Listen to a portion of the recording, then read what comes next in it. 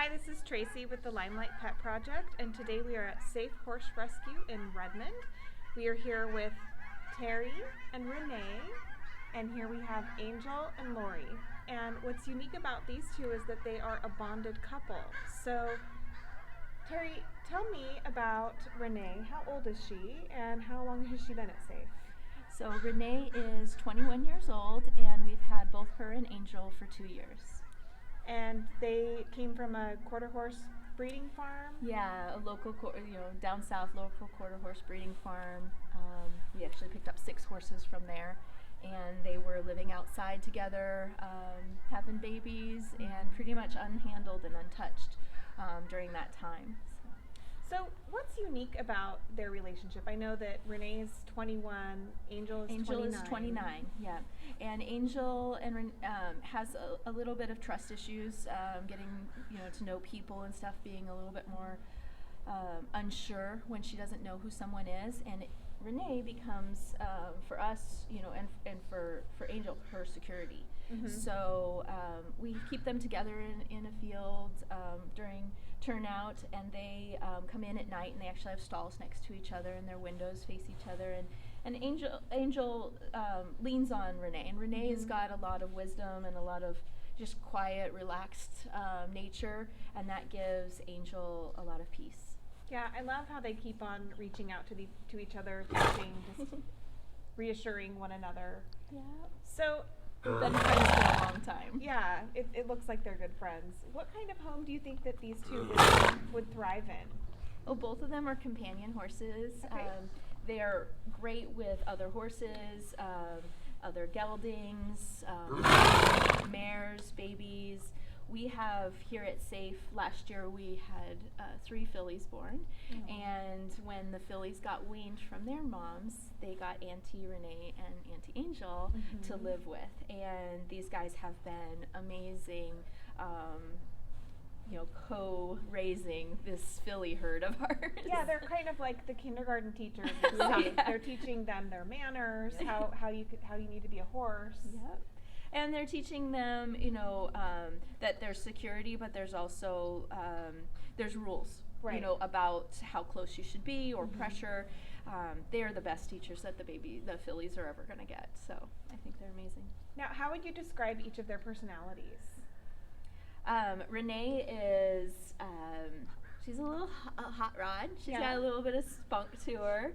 On the line, and when she's with you, she's an angel. I would give a little kid this horse right now and go do stuff with, awesome.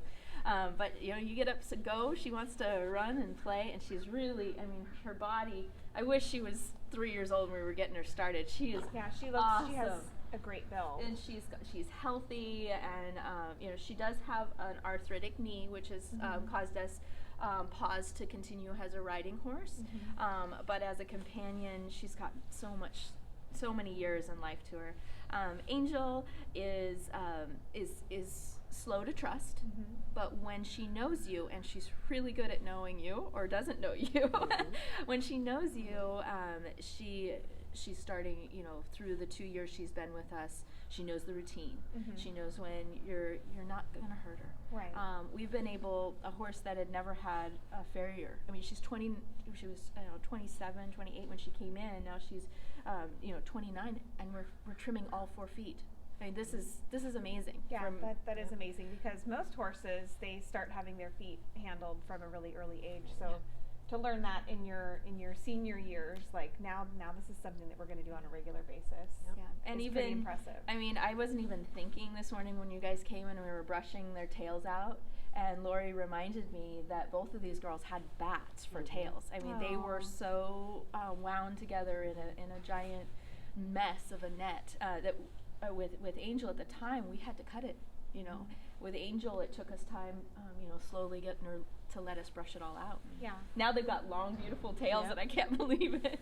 And you can do, everything you need to with Angel. She blankets, she bathes, she fly sprays, so she's really trusted quite a bit. Well, and I've seen her calming down as we've continued spending time. She's done some licks and some yawns, and she looks very relaxed right now. So it's clear that once she realizes that she's in a situation with people where she doesn't have to worry, that she she does start to relax. Yep. So these two are looking for a home together. What kind of home would they thrive in? Lori, what do you? I just a loving home that they can be together, and just spend the rest of their lives together. That's what they want to do, is just be together. They're really good with other horses, so somebody who would just understand,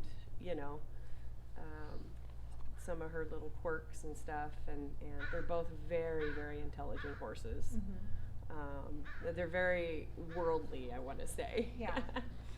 So, just somebody who can understand and give them that love. Yeah, they kind of remind me when I was a kid of like the cool grandmas in the neighborhood that all the kids wanted to hang out at their house. Yep. And you could play card games with them, but they would also tell you like, no, this is how we behave. These are the rules. Yep.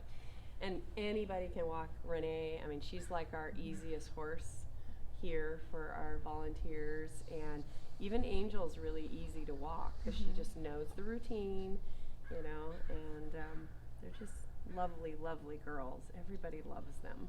We did start stalling them when the rains started hitting. It's a beautiful day today, so you can't even think about it. But it was pretty cold and raining, and we did bring them inside. But they live outside quite well.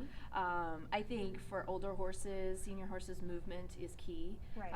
Keeping them, if they can have a space to stretch their legs, the less arthritis is going to build up, and the less stiffness, and they're going to live longer and happier.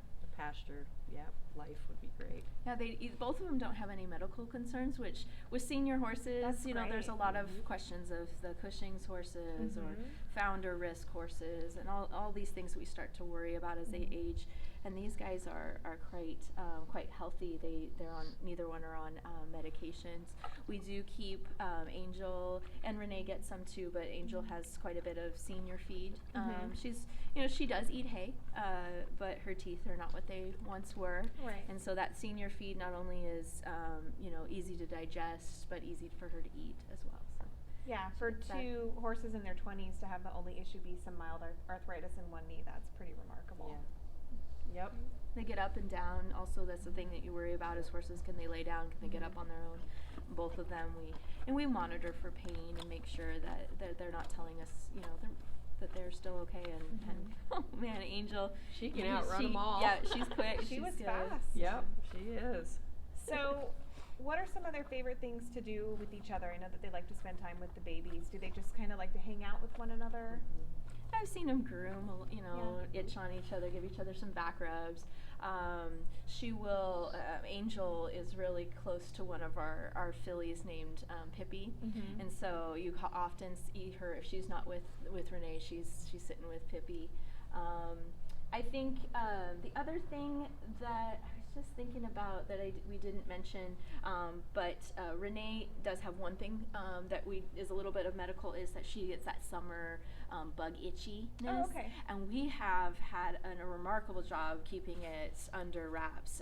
Just giving her ivermectin once a month, which is a wormer, Right. helps keep it at bay. And then we give her a supplement called Bugzo, I think is. It's got like garlic and stuff in it, and man, it keeps it at bay. And we put Diatomaceous is in it too, yeah. and we cool. put a fly sheet on her that covers her belly, and man, she's great. So she does kind of like this itchy outer mane is from summer. Yeah. But She that's grows nothing. it in the winter. Yeah, she grows it out in the winter. Something that makes us all giggle is we bring them in at night and their stalls are next to each other, and the first thing they both have to do is fling their windows open and be like, "Oh, there you are." Aww. It's really sweet. That is very sweet. Yep. So if somebody sees these two and they think that they are the perfect pair for them, how do they reach out to SAFE to start the adoption process? Yeah. And visit our website, safehorses.org, and on there is an application for adoption. They fill that out, and I'll give them a call. We'll talk and see if this is just a perfect match, set up a time for them to come out and meet them. We like to call it dating our horses, so I hope that they would come a few times, especially with Angel, to earn her trust, and also to make sure that we've covered everything about any quirks with her, catching her, and get time to spend brushing and grooming them. during that time, we'll be doing a site check. Volunteers will come to their property, check out, make sure that it's a safe place for the horses, and we'll do reference checks. So we call their friends that they put down, and their vet and their farrier. And then they transfer the horses if they can, if they have a truck and trailer, they'll bring it, or if they're close enough, we can help that as well. And then they have a 30-day trial period as well. So with all of our adoptions, we want to make sure that even though we did all that legwork to make sure when they left it was perfect, there's always a chance they got home and it didn't work. Yeah. We want them to come back to us right away. So we do that, but hopefully they are set for forever homes. And then they become part of our alumni. And in our alumni program, we're checking in on the horses once a year, where volunteers will come out, take photos, hear stories. We'll write articles for the supporters to hear how these two are doing in their new home. And if anything should happen in the future with the family and they're unable to keep the horses, we want to be the first to know about it. And we can either help rehome them, or if we need to, if it's serious enough, we can bring them back into safe. So they always have that community around them, the horses and the adopters. So let's say somebody has filled out the adoption application. They've come in, they've dated these two. They bring them home. How would you imagine their first day in their new home looking?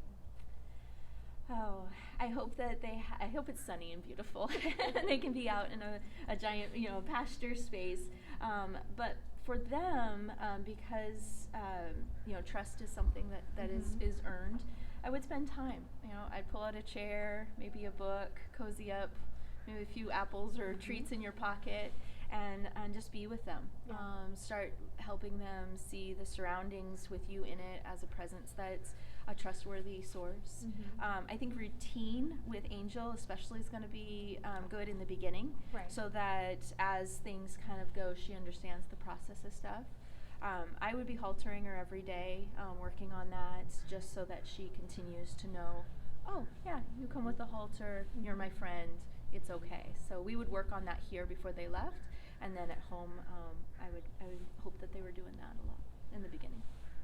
Great. Well, thank you both so Thank much. you. And thank you, Renee and Angel. And here's to hoping you guys find your forever family together. And this has been Tracy with the Limelight Pet Project, and we shine the light on harder to adopt pets because their stories are worth telling.